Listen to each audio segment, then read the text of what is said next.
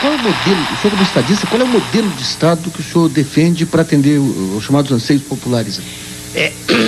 Aqui, respondendo a pergunta do senhor, que já muitas vezes me foi feita, eu defendo um Estado que é forte, não um Estado fraco que aí se encontra.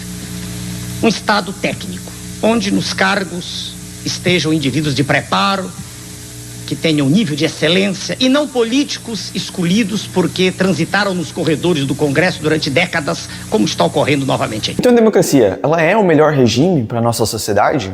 Para o mundo que a gente vive? Muitas vezes a gente tende a vanglorizar demais a democracia, pensar que ela não tem defeitos ou que isso aqui é o suprassumo que a gente tem de modelo governamental para a nossa sociedade, para o nosso país. Todavia, a gente tem que entender também que existem outros regimes que também têm seus benefícios, também têm os seus pontos fortes, e a democracia é só um deles. Claro, a democracia ela se mostrou extremamente eficiente e trouxe paz, prosperidade para o mundo, como a gente nunca viu antes. Então, com certeza, ela tem suas qualidades, tem seus benefícios, e provavelmente é o que trouxe mais resultado na nossa sociedade. Só que isso não quer dizer que existem outros regimes que também têm seus pontos positivos. A gente pode estudar eles, analisar eles e tentar trazer isso para a democracia, trazer isso para a nossa sociedade. No vídeo de hoje a gente vai falar um pouquinho da tecnocracia. Não exatamente implementar um governo tecnocrata, mas sim trazer um elemento desse modelo, desse estilo de governo e levar para a democracia, como uma proposta, como uma sugestão, tentando trazer um pouco da discussão de pensar em um modelo diferente, pensar, olha, talvez as coisas possam ser diferentes do que elas são hoje. Não necessariamente isso aqui vai ser o modelo que vai ser implementado ou realmente faz sentido, mas sim tentar levantar ideias, questões, refletir sobre o tema, tentar pensar, será que isso aqui seria mais eficiente? Será que isso aqui seria mais interessante ou não? Isso aqui não é interessante pelo motivo A, B e C. Então é trazer discussão sobre o tema, fazer a gente refletir sobre coisas que pra gente é tão óbvio, né? Que não precisa mexer, que isso aqui é uma verdade absoluta. Então a gente deveria se questionar, refletir sobre o tema, pensar em alternativas diferentes e às vezes desafiar essas verdades absolutas, porque é claro que o modelo de governo que a gente tem hoje em dia foi construído ao longo de muito tempo, de muitas pessoas, de muitos processos e provavelmente já é um governo muito otimizado. Mas isso não quer dizer que a gente não tem que refletir, que não tem que pensar, então por isso que a gente traz esse vídeo com uma proposta um pouco diferente de como a gente poderia implementar fatores, características da tecnocracia na nossa democracia. No livro A República de Sócrates, ele tem uma alegoria muito interessante, que é a alegoria do timoneiro. Nesta alegoria ele conta a história de um capitão que estava navegando em seu barco, só que ele era meio fraco e ele tinha problemas de visão e de audição. E acontece que as pessoas, os marujos que estavam nesse barco, que queriam navegar ele, né, estar no posto de timoneiro, que teriam a condição de pilotar e levar o barco para onde quiser, eles podiam disputar por essa luta pela fraqueza do capitão, por ele não saber definir exatamente, dar as ordens de quem ia governar. E acontece que existia uma disputa constante pela posição de timoneiro. Então os marujos disputavam pelo posto de timoneiro o tempo todo. Eles aplicavam diversas injustiças, brigavam entre si, se matavam, jogavam um para fora do barco, e quem conseguia esse posto de fato era a pessoa mais forte. Era quem tinha condição de passar por cima dos outros e chegar no posto de timoneiro. Já que o capitão ele não tinha visão, ele não tinha audição, ele não dava devida importância para essas questões e quem estava lá era quem conseguia, com todas essas artimanhas, chegar no poder. Acontece que para Platão, o verdadeiro timoneiro não seria marujo que através dessas artimanhas e injustiças chegou até o posto de timoneiro do barco, mas sim a pessoa que seria mais capacitada para essa função, que teria as faculdades necessárias para desempenhar esse posto. Então a pessoa que consegue ler os céus e ler as constelações, saber para onde ir, que entende sobre o mar, que entende sobre o barco, sobre os ventos, e utilizando-se de todas essas faculdades, todos esses conhecimentos, consegue aplicar isso e governar o barco, levar ele até o seu objetivo, aonde ele quer ir de fato. Então nessa alegoria, Platão ele mostra o capitão como se ele fosse o povo. É ele que escolhe, é ele que define, mas ele tem problema de audição, ele tem problema de visão e ele não necessariamente está atento, está vendo tudo que os políticos estão fazendo. Os políticos, por sua vez, seriam os marujos que através de artimanhas, de injustiças ou não, pela própria justiça, tentam chegar ao poder, por um capitão que muitas vezes não veja tudo que ele está fazendo. E o timoneiro que estudou, que tem as faculdades, que tem todo o conhecimento, seria o governante filósofo. Esse sim que é capacitado, que tem as faculdades e que pode desempenhar propriamente a função. É claro que essa alegoria ela é muito mais pensada na democracia ateniense de sua época, mas a gente pode pensar isso nos nossos dias atuais. Porque atualmente, para ser político, a gente não exige nada da pessoa, apenas que ela se candidate, às vezes alguma idade é necessária para desempenhar a função, mas nada técnico. Quanto em outras esferas da sociedade, isso é diferente. Quando a gente fala de um médico, a gente quer que esse médico ele seja formado em medicina, tenha o máximo de experiência possível para que a gente tenha um bom atendimento. Quando a gente fala de um advogado, a gente espera que ele seja formado em advocacia, mais experiência para ele desempenhar bem a sua função. Um engenheiro, engenharia, um contador, ciências contábeis e por aí vai. Todavia, quando a gente fala de políticos, a história por alguma razão muda. A pessoa ela vai ter que representar o povo, vai ter que ser um executivo, vai ter que governar, vai ter que gestar, vai ter que saber questões de administração, de política, de história. Todavia, nenhuma capacitação é necessária. Claro que é preferível, mas não necessária para desempenhar essa função. Então aí nasce uma questão. Por que para determinadas funções a gente exige que tenha determinada capacitação, determinado estudo sobre aquela função, sobre aquele posto, para que depois desempenhe?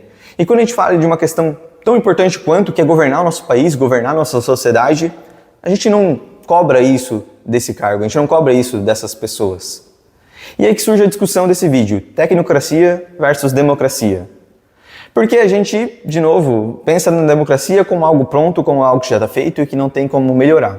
Mas se a gente pegar questões de outros regimes políticos, como a tecnocracia, que exige um grau de capacitação para desempenhar aquela função, será que a gente não consegue pensar em nenhuma proposta, trazer mesmo que um pouco desses outros regimes políticos para a nossa democracia? Não seria benéfico? Então esse é o objetivo do vídeo. Eu vou trazer uma proposta, não que seja necessariamente para a gente aplicar ela no nosso país ou em qualquer lugar, mas sim para ter uma ideia, um vislumbre de como poderia ser, de quais seriam os seus possíveis benefícios, possíveis objeções e como a gente pode pensar na nossa democracia de uma maneira um pouquinho diferente. Então a minha proposta, eu acredito que talvez muitos de vocês já tenham pensado ou já tenham escutado de outra pessoa, que seria exigir uma formação acadêmica para todos os políticos. Um curso obrigatório. Então eles passariam por um curso que exige sobre filosofia, sobre história, sobre gestão, administração, economia, políticas, seus diferentes espectros, e poderia ser muito mais focado na parte técnica, parte prática, para que quando o político saia e vá desempenhar sua função, seja numa prefeitura, no estado, no âmbito federal, ele já entenda o que cada poder tem que fazer, o que cada uma das suas funções tem que fazer e todos os processos, toda a burocracia do sistema, da nossa Constituição, de como funciona para fazer as coisas de fato acontecer. Assim a gente ia aumentar a eficiência e elevar a barra do discurso público. Como inicialmente poderia ter muita resistência, a gente poderia pensar num período de progressão, por exemplo, que para os políticos que já desempenham sua função, a gente poderia deixar 6, 8 anos até eles fazerem a formação de fato. Para novos políticos, eles poderiam começar talvez apenas cursando e não necessariamente ter o curso completo. E depois de determinado tempo, sim, daí a pessoa primeiro teria que se formar para depois se candidatar. E também outra questão que a gente tem que tomar cuidado é que não tornar isso uma fábrica de diplomas. Então a gente poderia botar questões como fazer o curso apenas presencial, deixar uma questão de frequência de 80%, 90%, para que pelo menos a pessoa ela esteja lá presencialmente. Tenha que fazer a sua presença com biometria, para garantir que a pessoa esteja lá realmente. Pode não estar prestando atenção, afinal a gente não consegue controlar tudo, mas pelo menos ela vai ter que escutar, ela vai ter que estar lá e depois terá que fazer as provas necessárias para ser aprovado. A gente poderia fazer uma parceria com a iniciativa privada, então o curso viria tanto de oferta particular quanto pública. E para evitar possíveis objeções como a impossibilidade ou impedir que em cidades pequenas a pessoa não poderia estar apta, não teria como viajar para fazer esse curso, então poderia ser proposto também que isso seria obrigatório apenas para cargos de políticos em âmbito federal, âmbito estadual e para municípios que têm um segundo turno. Então que tenham uma população elevada e facilite a questão financeira para os partidos políticos e para o próprio candidato se formar, ter essa formação acadêmica. De novo, o curso ele deve ser focado principalmente na parte técnica e prática, para que o político consiga desempenhar sua função de maneira eficiente e já consiga desempenhar sua função propriamente depois de sair do curso. Questões de enviesamento também devem ser analisadas e por isso poderiam os próprios partidos políticos, que têm diferentes espectros políticos, fiscalizar o curso em qualquer lugar do país que esteja sendo aplicado esse curso, então eles poderiam fiscalizar, analisar, vendo se não está enviesado para determinado espectro político e se o que está sendo ensinado, o que está sendo aplicado é de fato o que foi aprovado no currículo original. Então, com essa formação acadêmica, os políticos eles teriam um nível de gestão, de administração, de conhecimento sobre a história, de conhecimento sobre os espectros políticos, sobre como apresentar suas ideias, sobre como falar em público muito mais elevado. A gente aumentaria a barra do que é um político médio no Brasil, do que é o conhecimento que ele tem sobre todos os espectros da sociedade, sobre todos os espectros políticos, de administração, de economia, todos teriam esse ensinamento básico, que nivelaria o nível de conhecimento de todos os políticos. Mas então, quais seriam as objeções mais comuns que a gente teria para essa proposta? A primeira que eu posso pensar seria a restrição de um indivíduo não poder representar sua parcela da sociedade, seja através de um cargo de vereador ou de deputado. Entretanto, como eu tinha dito anteriormente, eu acredito que isso não seria uma restrição do seu direito democrático de desempenhar a função política, mas sim uma capacitação mínima para que ela possa propriamente desempenhar esse cargo. Assim como a gente espera que um médico vai ter medicina, a gente não está limitando que cada indivíduo do país não pode ser médico. Não. A gente exige que ele tenha um conhecimento técnico mínimo para ele desempenhar aquela função. A mesma coisa um engenheiro ou um advogado. E assim também deve ser o político que deseja desempenhar essa função. Ele precisa ter um conhecimento técnico mínimo para que possa propriamente desempenhar o que se espera dessa profissão. Outra objeção seria o risco de enviesamento. Então, a gente abordou isso anteriormente. Então, os próprios partidos políticos poderiam fiscalizar o curso. Se o currículo que foi aprovado por legislação prévia está sendo realmente aplicado e não está tendo enviesamento para determinado espectro político, seja na direita, seja na esquerda. Outra objeção que eu acho interessante seria que, ok, a gente vai oferecer esse ensinamento técnico para o político, mas ainda vai ter pessoas que não têm caráter, que não têm ética, que vão chegar lá e vão roubar. Então não adianta de nada a gente oferecer esse ensinamento técnico se eles vão roubar lá depois. Todavia, eu entendo que se uma pessoa não tem ética, não tem caráter e não tem capacidade técnica, eu só vejo isso como algo pior. Se a pessoa tem no mínimo a capacidade técnica, a gente está melhorando o nível. De novo, isso aqui não é sobre uma bala de prata de resolver todos os problemas, mas de pelo menos elevar a situação que a gente está agora. Então, ok, se a gente tem um problema com caráter, com ética, mas pelo menos a gente não vai ter mais um problema com a capacidade técnica. Ou pelo menos a gente está levando esse nível mínimo que a gente espera de um político. Isso leva a outro ponto, que é a falsa sensação de competência, que tu não ia resolver todos os problemas. Ok, tem um curso mínimo, então a gente tem todos os políticos capacitados agora e não importa quem a gente vota. Não é essa a proposta. Não é que todos tenham capacidade e todos os nossos problemas estão resolvidos. É simplesmente que todos têm uma base mínima que vão começar dali. Claro que hoje já tem deputados que têm esse conhecimento básico e que não mudaria nada para eles. Mas para outros que não tiveram essa educação, que não tiveram essa formação acadêmica, estariam aprendendo novas coisas e estaria elevando de novo o nível médio desses candidatos. Outro argumento que às vezes eu escuto é sobre problemas na implementação, que teriam lobbies políticos, que teriam diversos desafios, seria muito complexo, a nossa própria Constituição não permite que isso seja implementado. E eu vejo isso como se estivesse atacando a questão errada. Eu estou discutindo a questão sobre o mérito, sobre se vale a pena ou não aplicar essa proposta. E não sobre se tem a legitimidade política ou se vai ter desafios ou não. Porque, claro, diversos sonhos que a gente tem, propósitos que a gente tem, são difíceis. Eles têm diversos desafios. E não é por isso que a gente desiste deles. Então, se essa proposta vale a pena, se ela vale a pena seguir adiante, a gente tem que seguir com isso. Mesmo que tenha desafios, mesmo que tenha questões judiciárias, legislativas, de lei propriamente dita, que impeçam isso que ocorra hoje. Questões de custo de implementação também são apontados. A gente teria iniciativa privada, claro, com o interesse de oferecer esse curso, que ia mitigar o investimento público no setor, já que seria uma nova faculdade, teria vários interesses, então também interesse dessa iniciativa privada lucrar com isso. Outra questão seria a elitização, então, do cargo político, que pessoas pobres não poderiam mais acessar essa função.